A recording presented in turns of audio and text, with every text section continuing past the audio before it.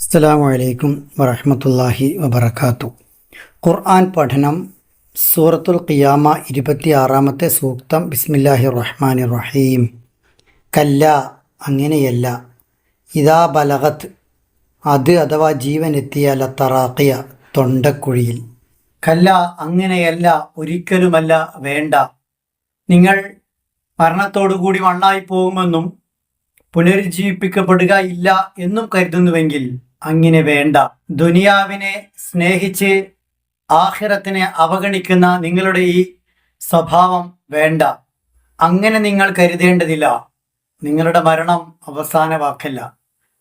മരണസന്ദർഭത്തെക്കുറിച്ചാണ് ഇവിടെ ബലഗത്തി തറാഖിയ എന്ന് പരാമർശിക്കുന്നത്. ജീവൻ തൊണ്ടക്കുഴിയിൽ എത്തുന്ന സന്ദർഭം, ജീവിതത്തിൻ്റെ പളപളപ്പിൽ നിന്നും മരണത്തിൻ്റെ ഇരുട്ടിലേക്ക് മാറ്റപ്പെടുന്ന നിമിഷം, ജീവൻ്റെ തുടിപ്പ് തൊണ്ടക്കുഴിയിലെത്തി നിൽക്കുന്ന സന്ദർഭം, പിന്നീട് പ്രവർത്തിക്കാൻ അവസരമില്ല.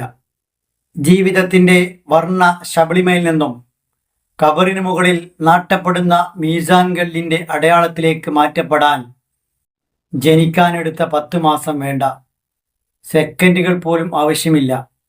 അത്തരമൊരു സാഹചര്യം നിങ്ങളെ കാത്തിരിക്കുന്നുണ്ട്. നിങ്ങൾ എല്ലാം തികഞ്ഞവരാണെങ്കിൽ ആ ജീവനെ നിങ്ങളൊന്ന് പിടിച്ചു നിർത്ത്. ഫലൗല ഇദാ ബലഗത്തിൽ ഹുൽഖൂം, 56-ാം അധ്യായം സൂറത്തുൽ വാഖിയയിലെ 83-ാമത്തെ സൂക്തം. അങ്ങനെ ജീവൻ തൊണ്ടക്കുഴിയിൽ എത്തിയാൽ. അതേ അധ്യായത്തിൽ 86, 87 സൂക്തങ്ങളിൽ അള്ളാഹു ഒരു വെല്ലുവിളി നടത്തുന്നുണ്ട്. ഫലൗല ഇൻ കുൻതും ഗൈറ മദീനീൻ, ഒരു തരം നിയമങ്ങൾക്കും വ്യവസ്ഥകൾക്കും വിധേയമാകാൻ നിങ്ങൾക്ക് സാധ്യമല്ലെങ്കിൽ, തർജിഊനഹ ഇൻ കുൻതും സ്വാദിഖീൻ, നിങ്ങൾ സത്യസന്ധരെങ്കിൽ ജീവനെ തിരിച്ചു കൊണ്ടുവരാൻ നിങ്ങൾ ശ്രമിക്കൂ, കൊണ്ടുവരൂ എന്ന്. ഒരിക്കലും സാധ്യമല്ല.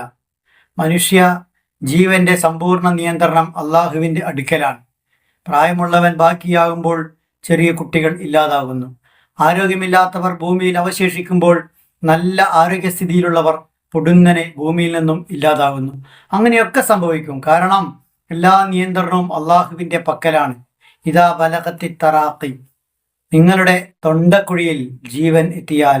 ബലഗത്ത് എന്നതിൻ്റെ കർത്താവായിട്ട് നഫ്സ്, ആത്മാവ്, ജീവൻ എന്നൊക്കെയാണ് വരുന്നത്. അതിവിടെ പറഞ്ഞിട്ടില്ല.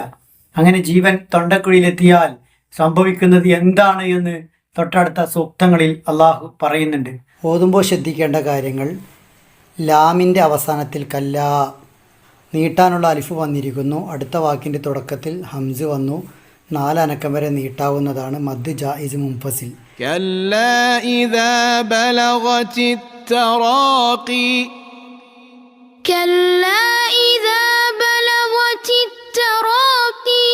പ്രപഞ്ചനാഥൻ നമ്മെ എല്ലാ നിലക്കും അനുഗ്രഹിക്കുമാറാവട്ടെ.